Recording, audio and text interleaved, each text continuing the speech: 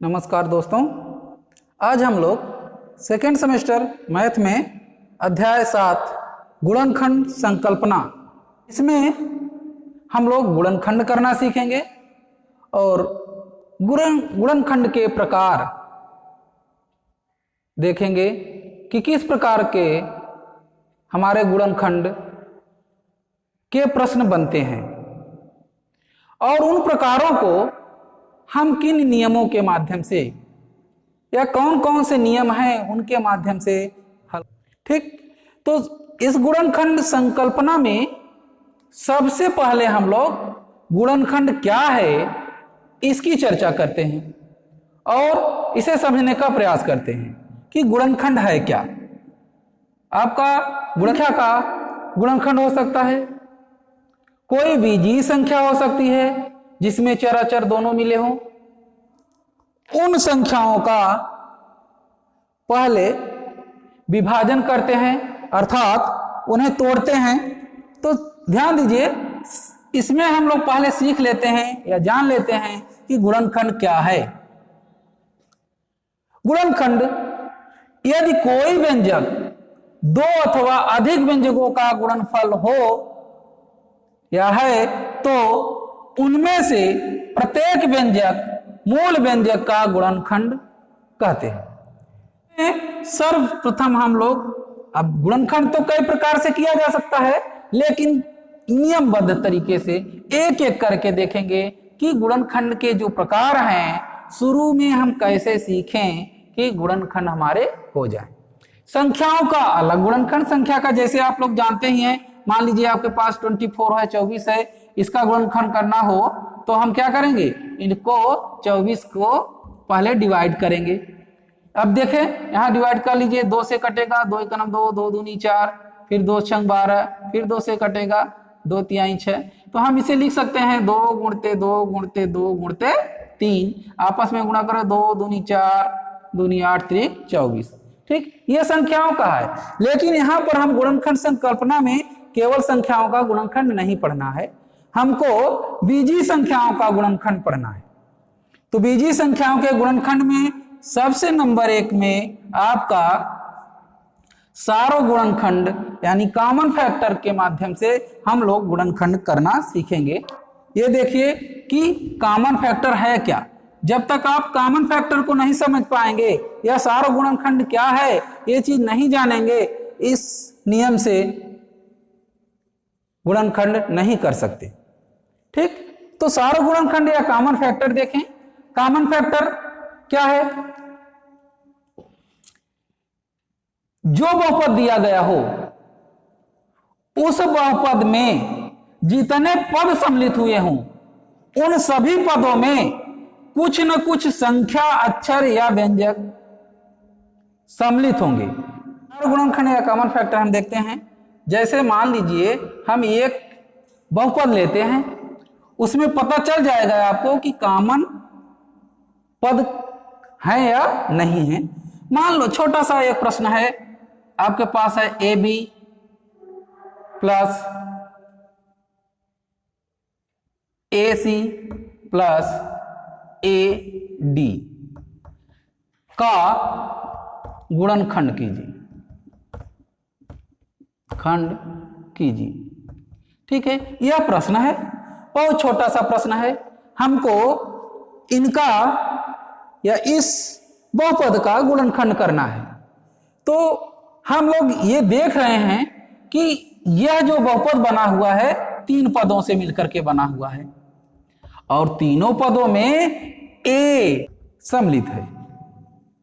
जब तीनों पदों में A सम्मिलित है तो यही A हमारा सारो गुणनखंड। पदों में से जो चीज कॉमन होगी, संख्या या अक्षर, उन्हें हम बाहर निकाल लेंगे। जैसे हमारे पास पद है AB धन AC धन AD, इसमें A जो है तीनों पदों में है तो हम A बाहर निकाल लें। जब ये बाहर निकाल लेंगे तो यहां से बचेगा B धन C, यहां बचेगा आपका D, कोष्टक बंद। यही आपका आंसर हो जाता है, यानी गुणनखंड हो जाता है। सारे गुणनखंड के माध्यम से या कॉमन फैक्टर के माध्यम से हम लोगों को सिर्फ और सिर्फ यही देखना है कि दिए हुए बहुपद में जो पद, जो संख्या, जो अक्षर सब में सम्मिलित होंगे, सभी पदों में मिले होंगे, उन्हीं को हम निकाल लेंगे। जैसे ए जो है तीनों पदों में मिला है तो ए हम बाहर निकाल लिया, बाकी जो बचते हैं उसे कोष्टक में लिख देंगे, वही हमारा आंसर हो जाएगा या वही गुणनखंड हो जाएगा दिए गए प्रश्न का। ठीक है ना। तो इस तरीके आपको हल करना है, थोड़ा सा सतर्क रहना है और आसानी से पकड़ लेंगे। सिर्फ और सिर्फ समझ लेना है कि कौन से अक्षर संख्या हैं जो दिए हुए बहुपद में सम्मिलित हैं। जरूरी नहीं है कि वे सभी पदों में भी सम्मिलित हों, कुछ 2 पदों में सम्मिलित हो सकता है, आगे के पद में न सम्मिलित हो, तो हम वहां तक ही कॉमन ले लेंगे, बाकी का अगले खंड को देखेंगे या अगले बहुपदों को चेक करेंगे। तो जो जो कॉमन होगा जिन जिन पदों तक में, उनको हम कॉमन लेकर के इन्हें हल कर लेंगे। तो ये बात और समझ में आ जाएगी। लेकिन हम लोग और बड़े प्रश्न लेते हैं तो आसानी से आपको समझ में आ जाएगा कि कॉमन फैक्टर हम किस प्रकार से लेते हैं और गुणनखंड किस प्रकार से करते हैं। ठीक है। तो आगे का प्रश्न है, एक प्रश्न ले ले, दूसरा गुणनखंड करना। ठीक है, यह प्रश्न है। अब इस प्रश्न को हल करेंगे हम। देखिए हमारे पास प्रश्न है 7x + y का होल क्यूब। जो प्रश्न दिया है पहले उसे उतार लें हूबहू, उसके बाद हम उन्हें हल करने की कोशिश करेंगे। 14x + y का whole square plus 28x + y, ये दिया हुआ प्रश्न है। अब हम लोग इसमें देखेंगे कि यह बहुपद कितने पदों का है। तो यह बहुपद हम लोग देख रहे हैं 1 2 3 बहुपद। इसके पिछले अध्याय में हमने बताया है कि बहुपद है क्या, जितने पद जुड़े होते हैं या घटे होते हैं वे सारे पद हमारे मिलकर बहुपद कहलाते हैं। तो यहां पर 3 पद जुड़े हुए हैं,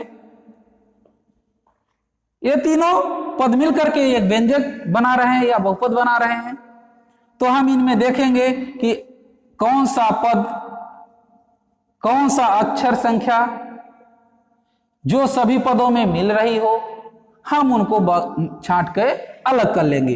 देखो यहाँ पे 7 है, यहाँ दूनी 14, 7 चौक 28, इसका मतलब 7 जो है वो सब में कॉमन है तीनों पदों में, तो हम इसको 7 बाहर निकाल लेंगे। ठीक, उसके बाद अब देखो x + y इस पद में है होल क्यूब, x + y का होल स्क्वायर यहाँ भी है और x + y यहाँ पर है। तो सबसे जब इस प्रकार के पद हमारे दिए हों तो उनमें हम ढूंढते हैं कि सबसे कम घात वाला पद कौन सा है। जब घातों से तुलना करनी हो तो हम देखेंगे सबसे कम घात वाला, जो सबसे कम घात वाला है क्या सब में है, यदि है तो उन्हें हम कॉमन निकाल लेंगे। तो x + y हम देख रहे हैं कि तीनों पदों में सम्मिलित है, तो यहां से हम x + y बाहर निकाल लेंगे। बड़े कोष्टक के अंदर यहां से बचेगा x + y का होल स्क्वायर। यहां से एक पद निकाल लिया, घात 3 था तो घात 2 बचा, धन 7 दूना 14 2, यहां से घात 2 था, 1 निकाल लिए हैं तो 1 बचा x + y और 7 चौक 28 4 आया। x + y हम ले लिए हैं और इसको बड़े कोष्टक में बंद कर दिया। तो यही हमारा हो जाता है आंसर, यानी दिए हुए प्रश्न का गुणनखंड हमारा प्राप्त हो जाता है। तो इस प्रकार से आप लोग सारे गुणनखंड या कॉमन फैक्टर को के गुणनखंडों को आसानी से हल कर सकते हैं और उन्हें सीख सकते हैं। प्रश्नावली में बहुत सवाल दिए गए हैं, उन सवालों को आप देखें और हल करें तो आपको समझ में आ जाएगा कि किस प्रकार से ये हल होते हैं। ठीक है, तो 1-2 प्रश्न और लेकर के हम आपको समझाने की कोशिश करते हैं कि सारा गुणनखंड किस प्रकार से हल होगा। का गुणनखंड कीजिए। ठीक, ये प्रश्न है। अब हम इन्हें हल करेंगे। तो सबसे पहले आप प्रश्न को उतार लीजिए हूबहू, x³ a² - bc plus 3x² a² - bc का whole square plus 4x a² - bc कोष्टक बंद। इसका हमको गुणनखंड करना है। तो हम लोग यहां पर ये देख रहे हैं कि दिया गया बहुपद है, इस बहुपद में x और a b c से मिलकर के व्यंजक बना हुआ है। तो हम देख रहे हैं कि x क्यूब, x स्क्वायर और x, यानी तीनों पदों में x हमारा क्या है, कॉमन है। यहाँ पे कोई संख्या नहीं है, इसमें संख्या है तो कोई बात नहीं है, संख्या तीनों पदों में नहीं है तो संख्या हमारा कॉमन हो नहीं सकता। किंतु हमने बताया कि घात वाले पद में जो घात है उसमें हम ये देखेंगे कि सबसे मिनिमम घात क्या है। तो यहां से हमें पता चल रहा है सबसे मिनिमम घात 1 है, तो 1 हमारा कॉमन हो जाएगा, यानी इस पद में x कॉमन हो जाएगा। x कॉमन के बाद जो बचेगा हम उसे लेंगे, लिख लेंगे।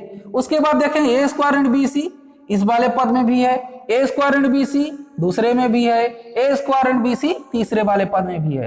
तो यहां से हम a square and b c common ले लेंगे, a square and b c यहां से निकाल लेंगे। तो अब जो बचता है उन्हें बड़े कोष्टक में लिख लेंगे, यानी x क्यूब में से x को निकाल लिया तो यहां बचा है आपका x स्क्वायर। अब a square and b c एक ही है, कोई घात नहीं है, ये तो हम बाहर निकाल चुके हैं तो यहाँ कुछ नहीं बचा है। अब फिर आता है प्लस, फिर यहाँ देखिए 3x स्क्वायर जिसमें से x हमने बाहर ले लिया है तो बचा है आपका 3x, 2 घात था, 1 घात निकाल लिया तो बचा 1 घात।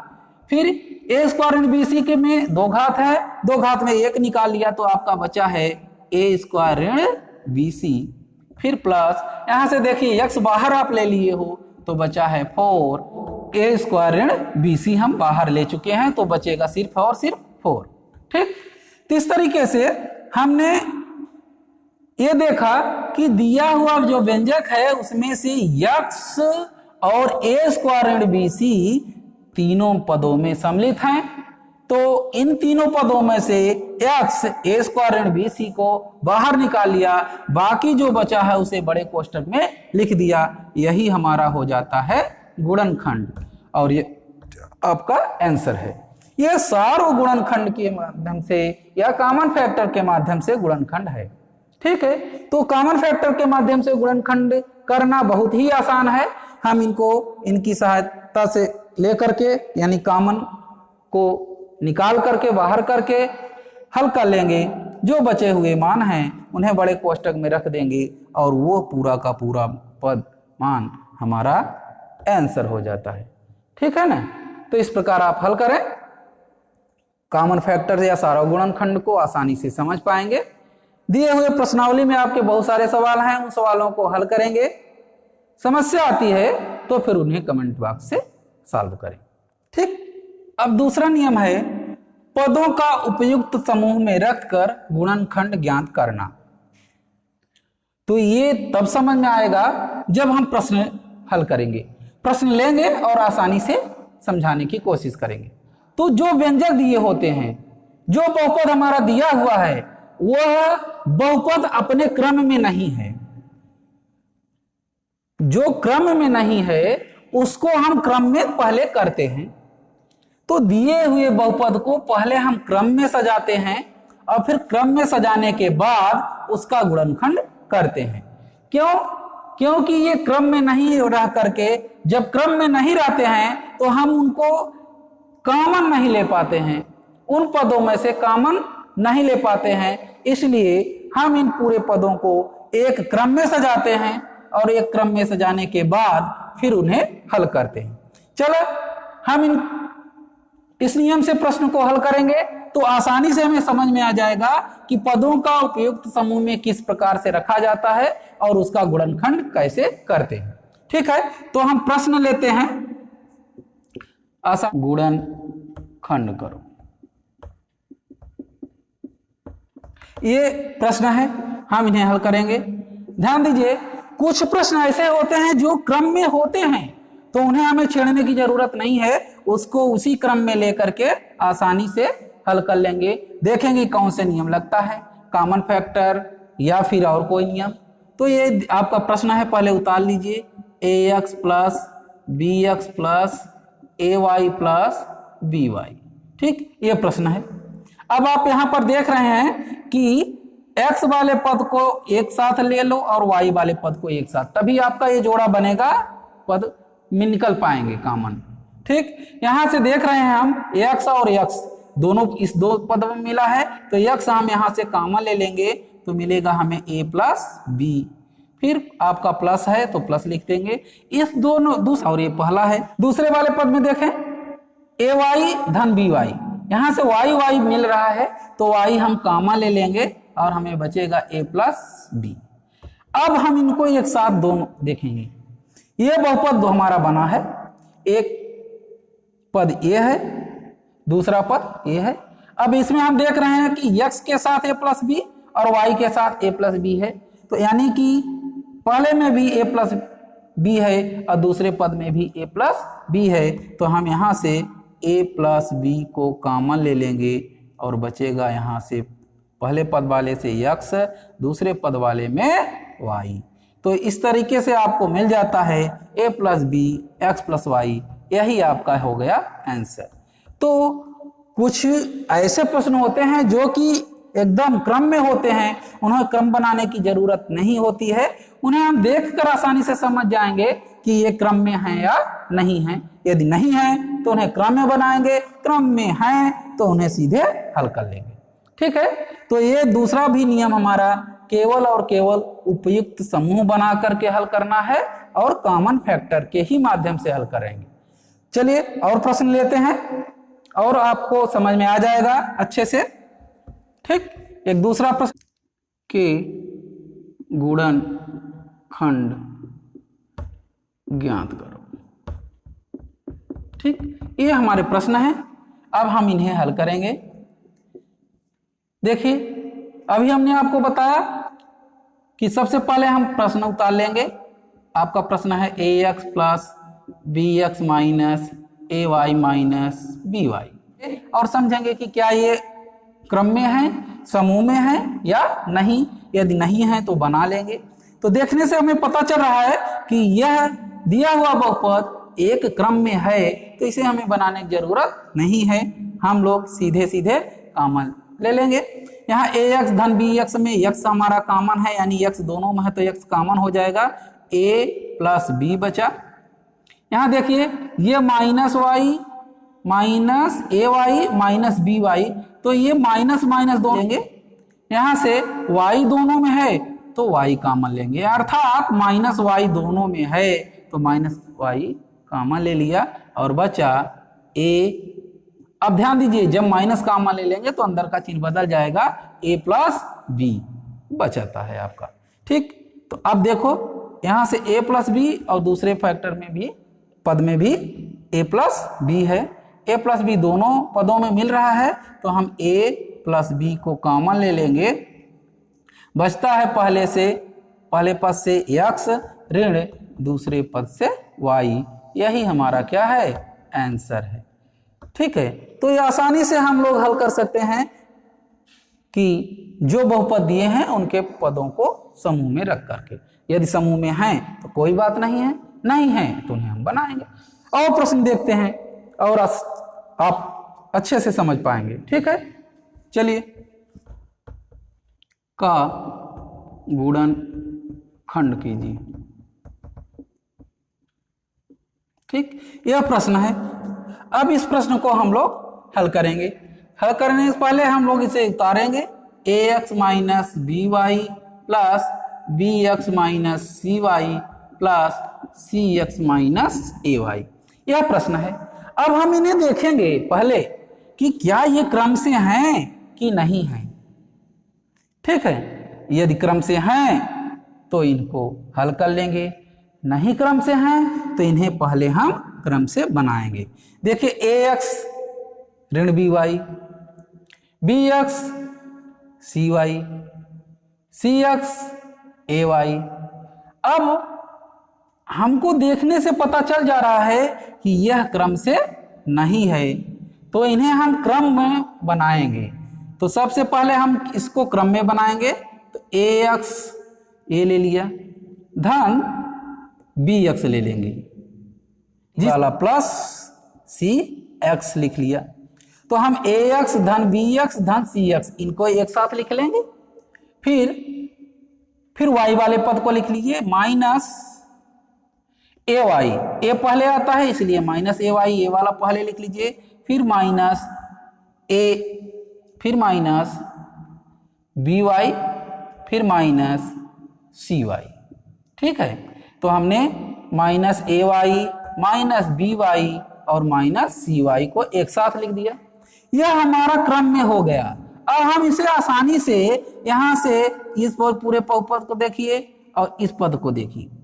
यहां से आपको देखो x x x मिल रहा है, तो x हम कॉमन ले लेंगे, यानी बचेगा यहां से a, यहां से बचेगा b प्लस यहां से बचा c कोष्टक बंद। फिर देखो यहाँ पे y मिल रहा है, माइनस माइनस माइनस, यानी माइनस वाई दोनों मिल रहा है, तो हम माइनस वाई कॉमन ले लेंगे। और जब माइनस कॉमन ले लिया जाता है तो अंदर का चिन्ह बदल जाता है, तो आपको मिल जाएगा यहाँ से a प्लस यहाँ से मिल जाएगा b प्लस यहाँ से मिल जाएगा c। ठीक, अब एक साथ पूरे पदों को ले लीजिए, एक साथ देखो। अभी हमने दो भागों में लेकर के देखा है, और फिर लास्ट में सारे बहुपद को एक साथ देखेंगे।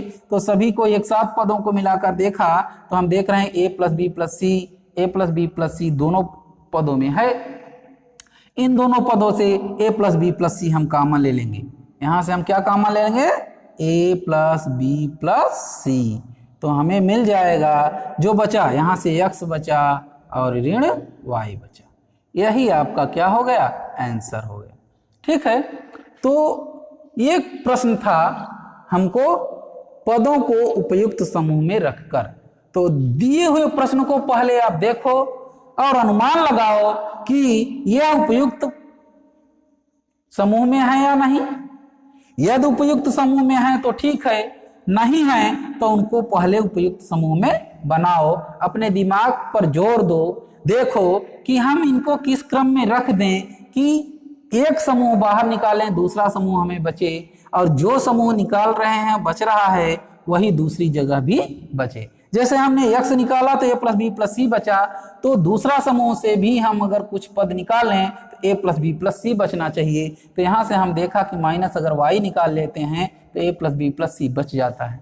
अब हमारा काम आसान हो गया, हम पूरे पद से एक साथ देख रहा हूं, तो a plus B plus c था, a plus B plus c common ले लिया, बचा a minus y, x minus y, ये आपका आंसर हो जाता है। ठीक है, तो ये कुछ उपयुक्त समूह बना करके प्रश्न को, गुणनखंड को हल करना होता, उन्हें हम आसानी से हल करेंगे और सिर्फ ध्यान देंगे कि ये अपने समूह में है, अपने क्रम में है कि नहीं। यदि हैं तो हल कर लेंगे, नहीं तो उन्हें बने गुणनखंड कीजिए। ठीक, चलें, यह हमारा प्रश्न है, हम इसे हल करेंगे। सबसे पहले हम प्रश्न उतारेंगे, एक्स स्क्वायर ए प्लस एक बटे ए एक्स प्लस 1। अब हम क्या करेंगे, इन्हें हल करेंगे। देखें ये क्रम से है कि नहीं, तो हमें पता नहीं चल रहा है कि ये क्रम से हैं, तो हम क्या करेंगे, एक्स का इसके अंदर गुणा करेंगे, तो एक्स स्क्वायर ऋण ए एक्स ऋण एक बटे ए इंटू एक्स प्लस 1 मिलेगा। फिर इसको देखिए, एक्स स्क्वायर माइनस ए एक्स का गुणा 1 के साथ एक्स बटे ए प्लस 1 मिल जाएगा। अब ये क्रम में नहीं है तो हम इन्हें क्रम में बना लेंगे, ये हो जाएगा एक्स स्क्वायर ऋण एक्स बटे ए ऋण ए एक्स प्लस 1। ठीक है, अब हम कॉमन लेंगे। कॉमन देखिए, एक्स एक्स मिल रहा है तो एक्स कॉमन ले लिया, यहां से बचा एक्स और यहां से बचा ऋण ए बटे ए। फिर यहाँ देखिए माइनस है, ए प्लस है, हमको लाना है कोष्टक के अंदर x माइनस एक बटे ए, तो इसके लिए यहाँ प्लस है तो प्लस लाने के लिए हमें माइनस कॉमन लेना पड़ेगा। यहाँ से माइनस ए कॉमन ले लिया तो बचा x माइनस 1 अपान, यहाँ देखिए कोई संख्या नहीं है, जबरदस्ती हमने ए कॉमन लिए हैं यहाँ से, तो जब जबरदस्ती कॉमन लिया जाता है गुणा के रूप में तो उसी संख्या से हम भाग दे देते हैं, तो वो हमारा कॉमन लिया जा सकता है। तो अब देखिए ये x माइनस एक बटे ए, एक्स माइनस ए बटे ए दोनों पदों में आ गया। तो दूसरा हमारा स्टेप होगा कि x माइनस एक बटे ए कॉमन ले लेंगे तो बचेगा हमारा x माइनस ए। यही आपका क्या है, आंसर है। ठीक है, तो यह प्रश्न था थोड़ा दूसरे टाइप का। टाइप कुछ नहीं है, सिर्फ बटे में है। तो इनको हम लोग पहले क्या करेंगे, आपस में गुणा करेंगे। गुणा करने के बाद इनके क्रम में सजा लेंगे। क्रम में सजाने के बाद कॉमन ले लेंगे और कॉमन लेने के बाद हमारा आंसर मिल जाता है। ठीक, तो इस प्रकार से आप प्रश्नों को हल करें और पदों का उपयुक्त समूह में रख करके गुणनखंड करने का प्रयास करें। आपके प्रश्नावली में प्रश्न दिए गए हैं, उन्हें हल करें, आसानी से आप समझ जाएंगे। ये प्रश्नावली के 1 और 2, प्रश्नावली 1 और प्रश्नावली 2 के प्रश्न थे और ये आपका गुणनखंड का भाग 1 है। भाग 2 हम जल्दी ही लेकर के आएंगे। आप हमारे साथ बने रहें और आगे सीखने का प्रयास करें। गुणनखंड के ये 2 नियम आप इस वीडियो में समझे हैं। अगले जो वीडियो आएंगे उनमें आपके गुणनखंड के और तरीके आपको बताने की कोशिश की जाएगी। एक एक करके हम सारे गुणनखंडों को करना आपको सिखाएंगे। तो आप हमारे साथ बने रहें और वीडियो को लाइक। तो आशा करते हैं कि आपको ये प्रश्न समझ में आए होंगे और आगे के प्रश्नावली के सवाल आप आसानी से हल करेंगे। ठीक, फिर